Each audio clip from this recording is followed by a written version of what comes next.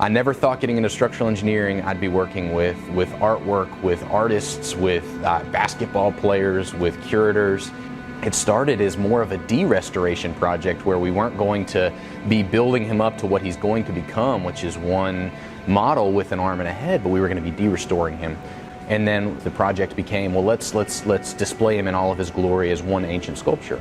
And honestly, as soon as I met with Chuck and Caroline and Corey and looked at Bacchus and saw what they were trying to do, I did see that there were ways that we could help, even if they weren't full finite element analysis. We can still do 3D modeling. We can still help determine forces and stresses at critical locations in the sculpture. And as we want to restore it, what might change? The first thing that we knew was that they're going to have this company come in and they're going to do a 3D scan, what's referred to as stereolithography, to really get millions of points that give us three-dimensional data of exactly what this sculpture is and where this sculpture is. But also there's so much that has to be face-to-face, and you have to meet and see and feel him. And so when we came and we met, the first thing that really stood out is all the damage that he'd had from just his, hundreds of years of existence. And so we've got critical breaks at the right hip, the right knee, the right leg, joins from taking different pieces of sculpture together.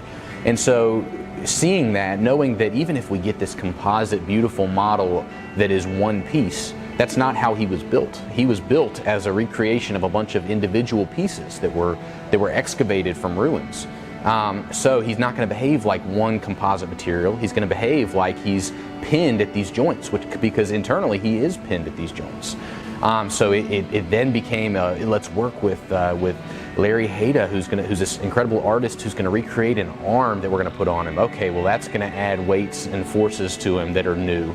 Oh, we're going to reinstall the head that hasn't been on him for years and years, so that's going to add forces. And what are these forces going to do? And so we're able to work with them in terms of sequencing and just what forces and stresses to expect at joins and within the sculpture.